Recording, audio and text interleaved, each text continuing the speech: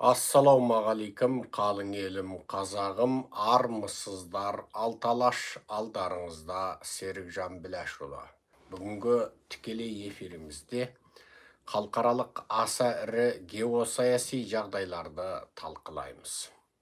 Бұл аса ірі геосаяси жағдайлар тікеден тіке қазақ халқының да тағдырына қатысты болғандықтан, бұл ауқымды саяси талқылауымыздың мәні мен мағынасын толық түсінулеріңізді өтінеміз. Енді үлкен оқиғалардың легі. Әлемде қазір айына, жылына емес, күніне, сағатына өзгерістер болып жатыр. Соның айқын бір дәлелі міне Орыс-Украин соғысындағы өзгерістер. Американың аяқ астынан Ресеймен сауда жасайтын барлық елдерге 500% санкция салу мәселесін қозғауы.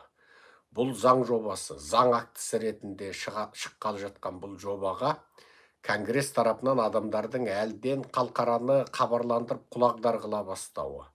Әлі өзі қол қоймаған заңға Трамптың бұл мәселеге Индия, Қытай түгілі Иранды да іліп жіберетіндігі туралы ашық сұхбатты айтуы, бұл Америка тарихында сирек кездесетін оқиға.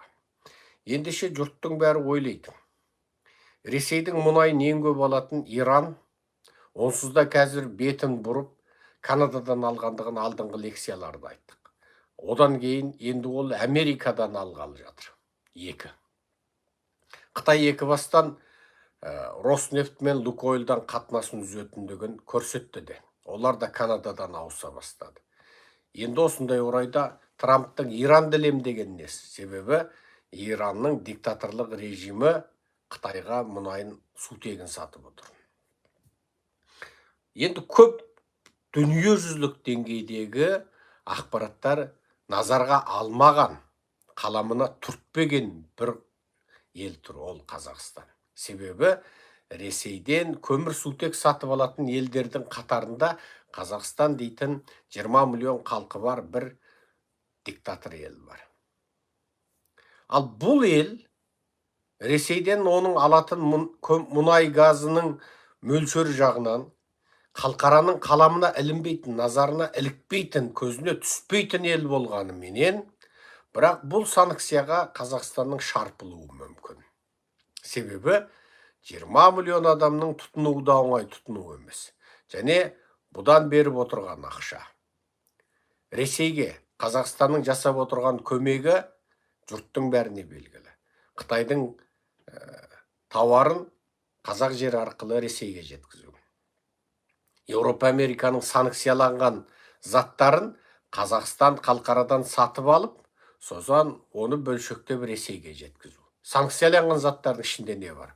Дәрі-дәрмектер бар, не заттар бар? IT өнімдері бар, не заттар бар? Бөлшектер бар. Керек десең, Боинг ұшақтарының бөлшектеріне дейін бар. Керек десең, неше түрлі компьютерлік бөлшектер, техникалық бөлшектер, керек ба? Тіпті қару-жараққа керекті чиптарға дейін бар. Соның барлығын Қазақстан Еуропа Америкадан өзіне керек деп алдырып алып, оны бөлшектеп отырып Ресейге жеткізеді. Енді осы санкцияның аясында Ресей, Қытай, Иран нысанаға ілінгеннен кейін 4-ші кезекте Ресей, Қытай, Ираннан кейін Қазақстан тұрады. Ал бұл Американың санкциясына іліну Қазақстанға не әкеледі? Көп адамдар ойлайды, Қазақстанның Еуропа Америкаға сататын тауары жоқ, алатын тауары да шамалы шекті. Қазақстанның сондай бір Еуропа Америкаменен бір байланысы да тығыз емес.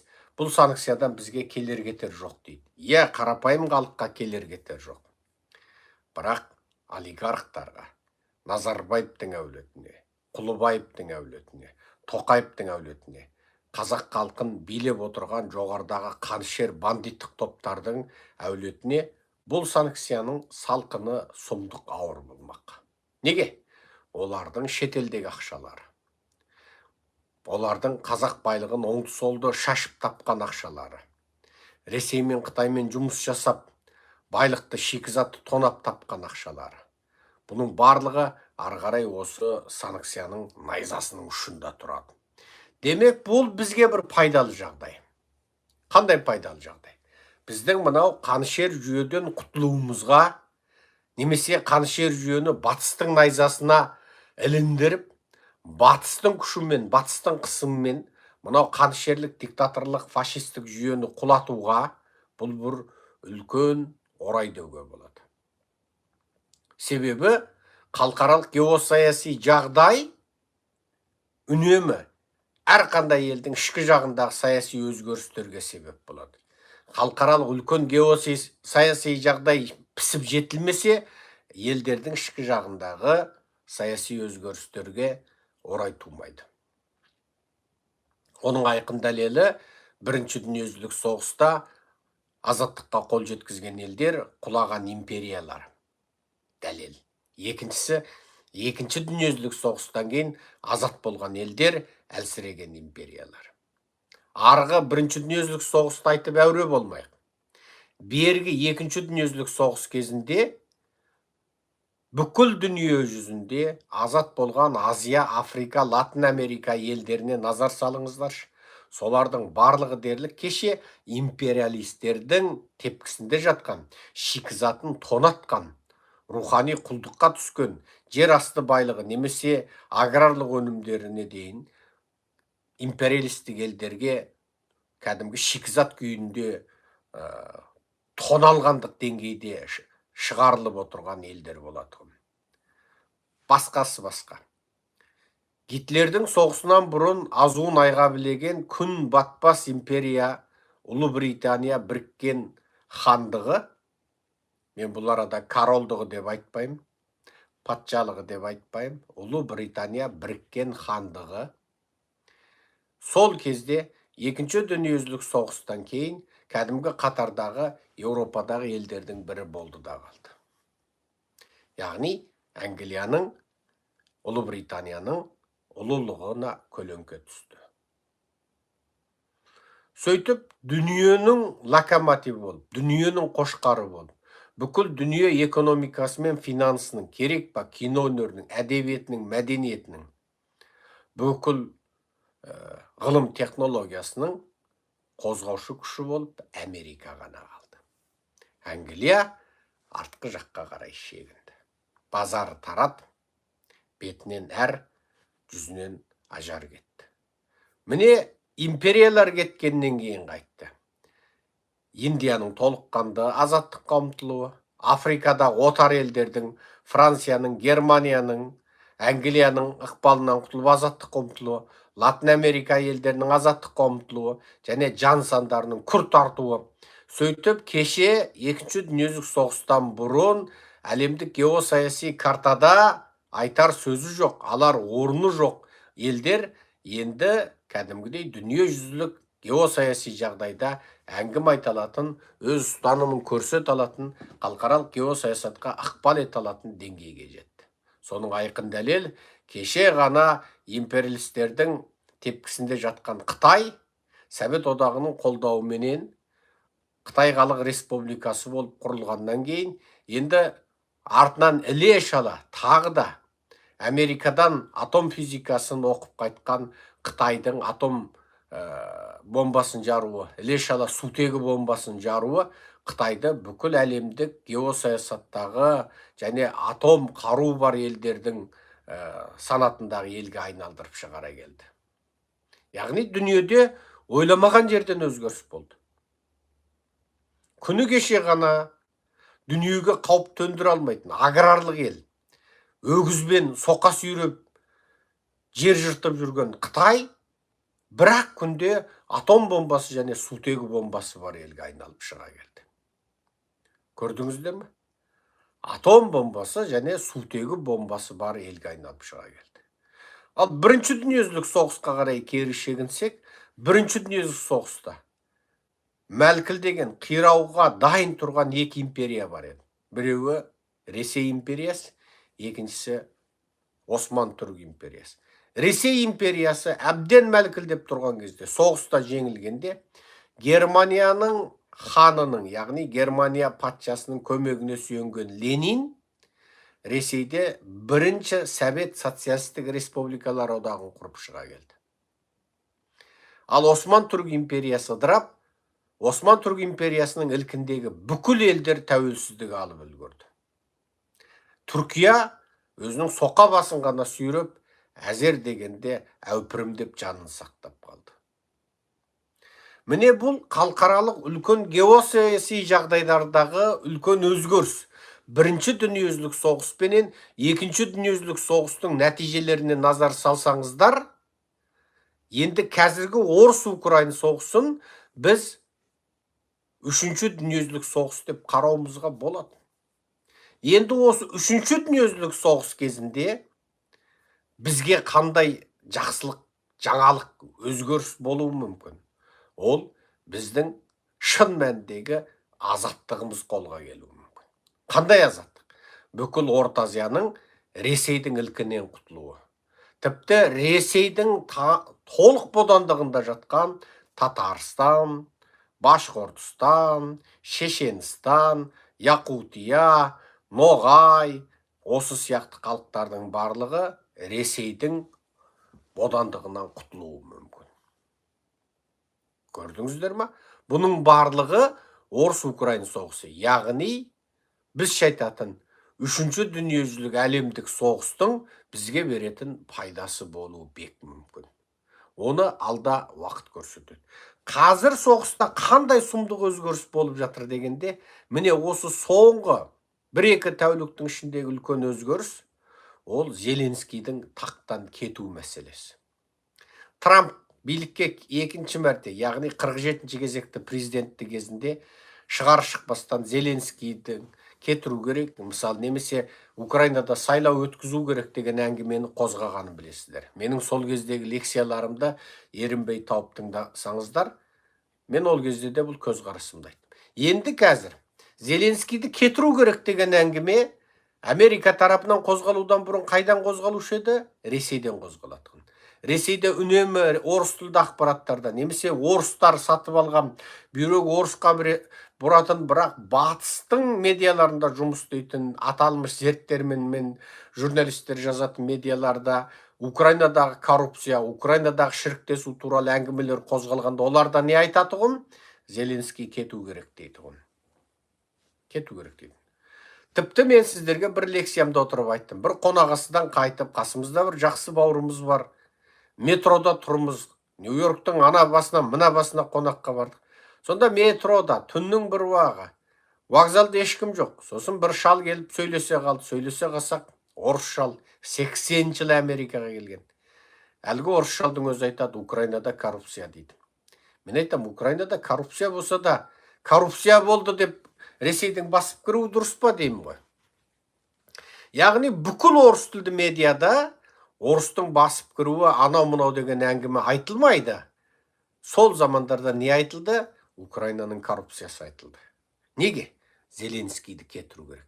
Зеленский сияқты қатаның ұстанымдағы орыспен жаңағы ұстасу керек, соғысты соңына дейін жалғастыру керек дейтін бұндай адамдар Ресейге ұнамайды. Ресейге ләббай бегім дейтін, келісім шартқа отыра салатын, Путиннің барып қолын сүйетін, табанын жалайтын Тақаев сияқты, Назарбаев сияқты, Садыр Жапаров сияқты, Мирзаев сияқты адамдар керек. Ресейге осындай адамдар керек. Егер Украинаны Тақай сияқтылар, Садыр Жапаров сияқтылар, Мирзаев сияқтылар басқарса, Ресей мүмкін бұл соғысты одан ары созбауы да мүмкін беді. Себебі ол алам дегенін алады. Украинаның байлығын, мұнайын, газын, тағы басқа серек жер металдарын, тағы басқа өзі керек қылған стратегиялық мәні бар байлықтарын бітті тонай береді. Біздің Қазақстанды қазір солай тонап отыр. Біздің халқымыз соғыссыз жағдайда аштықта, жоқшылықта қырылып отыр. Аурудан, кедейшіліктен қырылып жатыр. Міне, біздің жеріміздегі мысалы өте қауіпті уранды қалай кімдер қазып жатыр? Қытай, орыс қазып жатыр. Тағы басқа елдер қазып жатыр. Ал ол кендерді алғанда қайтеді? Бүкіл экологияны бүлдіріп отыр. Міне содан бүкіл Қазақстанда ауру сырқауы көп. Неге? Жаңағы радиациялық элементтердің адамға зияндылығы, тіпті мына мұнайды қазғанның өзінде мұнайдан шығатын радиациялық қалдықтарды Қазақстанда тиісті мұнайды қазатын халықараның ең бастауыштық білімі бойынша да бір тарап қылмайды.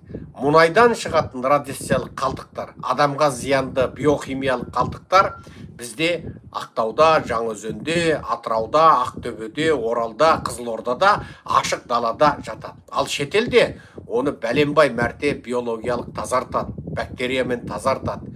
Оны жаңағы неше түрлі суменен фильтрлеп айырады, ең соңында өртейді. Ең соңында соның өзінде қалған радиоактивтік сипаты бар заттарды жердің астын изоляциялап отырып, ары қарай суға, топыраққа зарар жеткізбейтін болып, оны көмеді. Ал бізде ол ашық далада тау төбе болып, ол топырақ үйіліп отыр. Мен оны Ақтауға барғанымда, Жаңаөзенге барғанымда 2014, 2015, 2013 жылдары мен өз көзіммен көрдім. Жаңаөзенде, Ақтауда ол деген, Маңғыстауда ол тау төбе болып үйіліп отыр. Міне бұл империялық елдердің, отар елдердің халқын құл ретінде ұстауы, оның денсаулығы, оның экологиясы бір тиын оларға. Байлығыңды тонайды кетеді. Егер Украина соғыспағанда, Украинаның байлығын орыстар осылай тонайды. Ал ол, былай қарасаң, бәленбай 100 мың адам өлмеді. Соғыста өлмеді. Бірақ бәрібір Украинаның бүкіл экологиясын бүлдіреді, оның байлығын қазады, расуасын шығарып тұрып қазады, экологиясын 1000 жылда қалпына келместей бұзады. Бәрібір сол адамдар сол баяу өлу процесіне қарай көшеді. Соғыста оқ тиіп өле қалу менен жаңағы ауырып, қиналып, рак болып, ашқа ағзасы бұзылып, миына дейін сәулелерден зақым келіп, өз-өзіне қол жұмсап өлу, ол жалғаса береді. Яғни сол халық өспейді. Ол қырылғаннан бетер өспейді. Мысалы, айқын дәлел. Қазақстан қазір 20 миллион ғана. Тәуелсіздік алғанда Қазақстан 15 миллион еді. Өзбекстан 15 миллион еді. Қазір Өзбекстан 40 миллионнан асып 50 миллионға бара жатыр.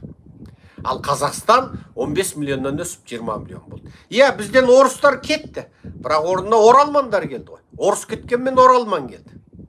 Және ол оралман көбейгіш, өскіш оралман. Яғни бізде екеуінің балансы тең деп айтуға болады.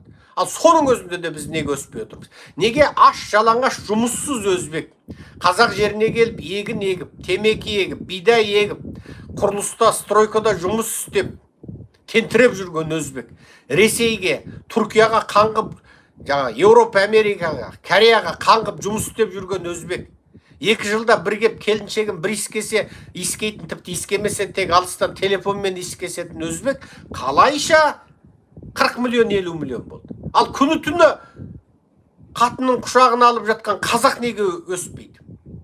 Жоқ, қазақтың қатынның бәрі бедеу, еркегінің бәрі белсіз болып қалды ма?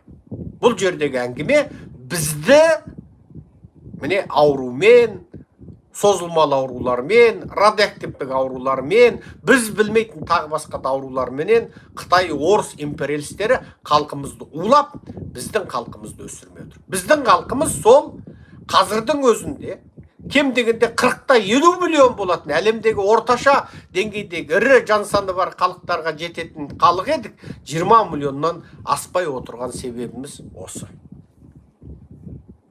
Ал қырғыз тарихтан бері ол қазақтарменен қанаттасып, бауырласып бірге жасады. Жоңғар шапқанда бірге шаптық. Бір бөлім қырғыз жоңғарға бағынып, Будда дінін қабылдап, Лама дінін қабылдап, жоңғармен бірге бізге шапқанмен, мұсылман қырғыздар бізбен бірге отырып, жоңғарға қарсы шапты. Біздің ілкімізде болды, қазақ хандығының құрамында болды.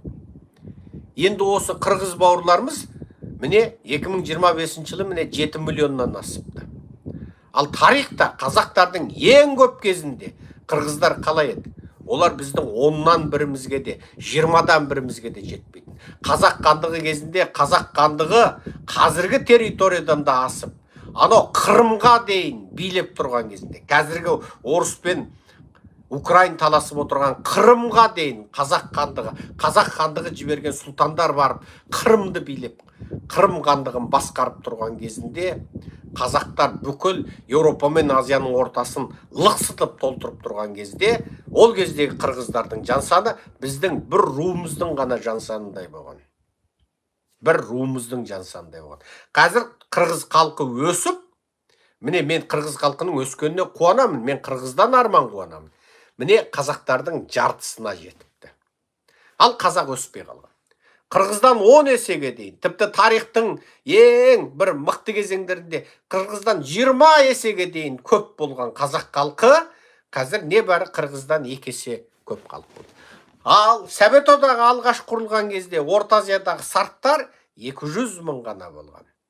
200 мың сарт қазір 40 миллион болды. Осыдан ойлаңдар. Осыдан ойлаңдар. Жоқ әлде олар әмеба құрты сияқты клеткадан бөлініп көбейе ма? Жоқ әлде олар жаным, күнім, хотыным, мен сені яқшы көремін десе қатыны жүкті бола бере ма? Бұл жердегі әңгіме неге қазақ көбеймеді? Неге қазақ көбеймеді? Бұның себептері өте көп. Бірақ соның бір себебі біз империалистердің қырғынына ұшырадық. Қазір бізді соғыссыз қырып жатыр. Соғысқан халықтың бәрі өспей қалады деген бекер сөз. Соғысқан халықтар өспей қалады деген бекер сөз. Бағынған халықтар жойылған. Тарихта өте көп мысал бар. Қытайға бағынған шығыс құлнембенің халқы тұтасымен жойылды. Қытайға бағынған шығыс түрік қағанатының Қытайға бағынған халқы басшыларымен қосып геноцидке ұшырап жойылып кетті. Міне жойылып кетеді. Біздің қазақтарда егер оянбасақ, тарих қойнауында баяғыда қазақ дейтін халық болыпты деп бізде жойылып кетеміз. Американың жергілікті абориген халқы, Американың үндістері ұқсап жоқ болып кетеміз. Америкадағы индиандар, Америка құрлығындағы маялар, әстектер, жаңағы қопилар, солар қайда кетті? Жойылып кетті. Ендеше біздің қазақтарға да үлкен қауіп төніп отыр. Өте үлкен қауіп төніп отыр. Енді геосаясаттағы бір әңгімені айтайық. Украинада Зеленскийдің коррупциясы Украинаның Зеленскийге қарсы топтар жағынан қазір көтеріліп жатыр. Порошенкосы бар, басқасы бар, көтеріп жатыр. Зеленскийді кетіруге кім мүдделі? Ресей мүдделі. Америкада мүдделі. Енді Украинаның өз ішінен Зеленскийдің қарсыластары шығып бұл мәселені көтеріп жатыр. Мен Зеленскийді бұл арада судан, тұнық, сүттен ақ демеймін. Себебі ол да советский. Ол да жеп үйренген советтік ортадан шықты. Ол да бірдеңкені қымқырып қойнына, қонышына жасырмаса, қылмысты болатындай, күнәһар болатындай советтік ортаны көріп өсті. Оның көзі соны көріп өсті. Ол алып үйренді. Советтің жұмысшысы қалай? Керек пе, керексіз бе, кетіп бара жатып, зауыттағы бенттерді, шұрып шегелерді қойны қонышына тығып кететін жұмысшы. Советтің жұмысшысы солай. Совет кезінде тұтас халықты ұрлыққа үйретті. Тұтас халықты ұрлыққа үйретті. Мысалы, Совет одағы ыдырағаннан кейін Германияға барған неміс жұмысшысы туралы әңгімені айтып бердім. Совет ыдырағаннан кейін Германияға қоныс аударған оралман неміс ұн зауытында жұмыс істейді. Бірақ әр жолы ол 2 келе, 5 келе ұнды кәдімгідей қорабына салып, жымқырып, шапанның артына тығып, қойнына тығып, бұтына тығып алып кетеді. Ол камераға түсіп қалады. Басқа жұмысшылар аңтан қалады. Соны Германияның жаңағы оралмандарды орнықтыру саясаты бар. Мүмкін енді бұл кісінің баласы көп. Енді германдар бір-ақ бала туады, жаңа оралман немістің 3 баласы бар дегендей. Әлгіге жаңа айлығын көбейтеді. Айлығын көбейтсек, ұрлығын қояма дейді.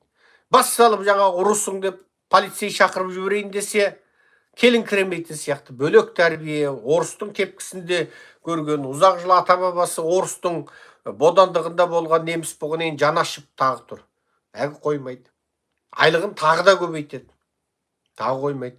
Одан да көбейтіп, сол зауыттың жаңағы ең бас бірінші зауыт маманменен, бірінші бас инженермен бір деңгейге жеткізеді. Жай кәдімгі қара жұмысшыны бас инженердің айлығындай айлық береді. Енді қояма десе, әлгі ұн ұрлағанын тағы қоймайды. Содан әлгімен сөйлеседі. Не болып қалды деп. Содан тіпті зауыт шешім қабылдап, кәдімгі қап-қап ұнды біз саған берейік дейді ғой енді. Үйіңде ұн жетпей, бала шаған күні түні жаңағы нан пісіріп жеп, басқа тамақ жемей жатқан болса, онда біз ұн берейік деп, кәдімгі зауыттың ұнын қап-қап қылып үйіне апарып береді. Әлгі тағы қоймайды ұрлағанын. Содан бір күні шыдамай зауыт сұрайды, не болды? Сізде не жағдай дейді ғой. Не жағдай дейді. Айлығыңызды көтердік, бас инженерден арманға жеткіздік, бәлен мәрте секіртіп көтердік. Ол айлықты көтеру үшін оның қатаң тәртібі бар еді. Біз соның бәрін баса отырып, сіз енді анау Совет одағының құлдығынан шыққан неміс болғаннан кейін, отанына оралған неміс, оралман неміс деп біз өстіп қолдадық. Енді неге мына қылығыңыз не дейді ғой. Соны ол ұрлағаннан анау ұялмағанда, оның ұрлағанын бетіне басқаннан Германияның немістері ұялып жүрген ғой. Қысқасы енді өмірде де осындай біреулердің бір жаңа ұрлығын айтқаннан сен ұялатын, бірақ ол ұрлағанын қоймайтын бір жағдайлар болады ғой. Сөйтсе анау айтады дейді. Мен енді осындай мектеп бітіре салып зауытта жұмыс істедім. Қаншама зауытта жаңағы жұмыс істедім, бірақ бізде осындай әдет бар еді. Қай зауытта жұмыс істесем, содан ала кететін әдет болып қалыптасыпты. Ол маған тіпті керек те емес, бірақ алмасам бір түрлі бір жерім кем болған сияқты болып қалатын бір құбылыс бар. Кешіріңіздер, мен енді жұмыстан кетерде ана ұнды бөлек ыдысқа салмай, алмай кетуге тырысамын деп айтады. Сонда ол ана психологиялық оған бір мәжбүрлік болып қалған, ана бірдеңкені алып кетпесе, бірдеңесі кем болған құсап, бірдеңесі толықтанбаған құсап қалады да. Енді міне бұл советтік ұрлық жүйесі. Советтік ұрлық жүйесі. Көрдіңіздер ме? Советтен қалыптасқан жүйе не? Басшы өзінің мекемесінде қыз-қырқын келіншектің барлығының ортақ қожайыны болады. Қандай? Ана қыз-қырқын онымен жатуы керек. Мектептің директоры ана мұғалімдердің бәрін ұрықтандыруы керек. Докторхананың басшысы, медсестра анау мынау онымен шартсыз жатуы керек. Мекеменің бастығы, университеттің ректоры, колледждің ректоры ана әдемі сұлу қыз ба, мұғалім әйел ма жатуы керек. Совет. Советтік мінез. Ол және сосын оны қалыпты деп ойлайды. Қалыпты деп ойлайды. Ол бастық, ол қалаған әйелмен қызбен жатуы керек. Ол егер жатпаса, ол бастық болмайды. Міне. Тіпті совет кезінде жоғарғы лауазымды басшылардың қойнына жас қыз келіншектерді әкеп беретін кемпірлер жұмыс істеді. Совет коммунистерінде, советтің коммунистеріне кәдімгі жас қыздарды дайындап жатқызып беретін. Ненге тіпті айлығың өседі, мансабың өседі, ары қарай квартира аласың, анау-мынау коммунистердің жаңағы қолынан келетін мүмкіндікті пайдаланасың деп жас қыздарды әкеп жатқызып беретін кемпірлер болды. Міне бұл совет компартиясы. Енді тура сол советтен шыққан Украинада аяқ астынан батыстық демократия орнады дегенге Украин түгілі айдалада тұрған мен сенбеймін. Мен сенбеймін. Көрдіңіздер ме? Бұл жердегі әңгіме осында отыр. Еуроодақ Украинаны Еуроодаққа қабылдаймын деп отыр, бірақ әлі қабылдамады. Жұмыс жүріп жатыр ма? Жүріп жатыр. Жүргеніне біраз жыл болды. НАТО емес, НАТО әскери одаққа. Еуроодақ ол экономикалық одақ. Ал Еуроодақ Украинаны Еуроодаққа қабылдау жұмысын келіссөздің жүргеніне бәленбай уақыт болғанда, бұл арада немене кедергі, бірінші кедергі? Экономикалық одаққа мүше қабылдау неге сонша күрделі? Себебі Еуроодақтағы экономикалық одаққа мен кірем деп кіре салатын емес. Ана тұтас қоғамның құрылымы, әрбір оның бенті, әрбір шұрыбы, әрбір бұрайтын тесігі, тетігі Еуропаның өлшеміне лайық болу керек. Сот билікке бағынбайтын болу керек. Көрдіңіз ба? Есеп анық болатын болу керек. Міне. әрбір қаржыда қаржылық бақылау құрылымы болу керек. Міне содан барып Еуроодақ болады. Түркия менен Украинаның Еуроодаққа кірем дегенменен Түркия мен Украинаның Еуроодаққа кіретінге демократиясы сай емес. Демократиясы сай емес елде қаржының көлеңкелі тұстары көп болады. Ал көлеңкелі қаржылық мәселелер көп елде ашық экономика дамымайды. Неге? Бәке, сәке, көке, мөке осылар жүрген кезде қаржылық, финанстық ашықтық болмайды. Сосын ондай ашықтық болмаған елді Еуропа кіргізбейді. Мысалы, Ердоған Стамбулдың мері болған ба, болмаған ба, анау Имамоғлу деген азаматты өзіне қарсы тұрғандығы үшін, Түркияның президенттігіне таласқандығы үшін соттап жіберді. Қанша жылға? 828 жыл дей ма, бір 800 жыл дей ма, сондайға соттап жіберіпті. Ердоған диктатор. Ол диктатор, ол қай бетімен Түркияны Еуропа одағына кіргізбекші. Міне әңгіме. Сондықтан Зеленский мүмкін өзі таза шығар. Ол да сәбеттік тәрбие көрді. Ол Америка емес, Еуропа емес. Ол айналасына сол сәбеттік тәрбие көрген адамдарды қызметке қойды. Енді содан экономикалық былық. Екрем Имамоғлу, ол Түркиядағы сотталынды. Міне экономикалық былық шығып жатыр. Енді осыдан барып Украинада батыстың кәдімгі бақылау құрылымдары бар, ақпарат кәдімгідей еркін болған, тіпті қару-жарақ жекеменшік компаниялары күшейіп, жекеменшік қару жасайтын компания мемлекеттік тапсырысты орындайтын, бірақ өзі қару-жарақ өндіретін жекеменшік қару-жарақ компаниясына дейін құрылған, экономикасы сан салаланып, Еуропалық, Америкалық экономика сияқты бір адамға бағынбайтын, өзі тәуелсіз экономикалық тұлғалары, экономикалық құрылымдар қалыптасқан Украинада енді Зеленский, Путин емес, Ши Цзиньпин емес, Ердоған емес, бір бұйрықпен атам десе атып, шабам десе шабатын шексіз билікке ие емес. Ал ондай жағдайда қайтеді? Зеленский қылдан тайса, немесе оның командасы қылдан тайса, оны құлатуы мүмкін. Еуропа мен Американың демократиясының бір артық жері, ешкімді мінсіз пайғамбар, шексіз құдірет иесі Құдай деп ешкімді қолдан Құдай жасамайды. Қылдан тайды ма, сол заматта басын қиып түседі. Еуропа мен Американың заңының артықтығы халқына, еліне еңбек етті ма, бағалайды.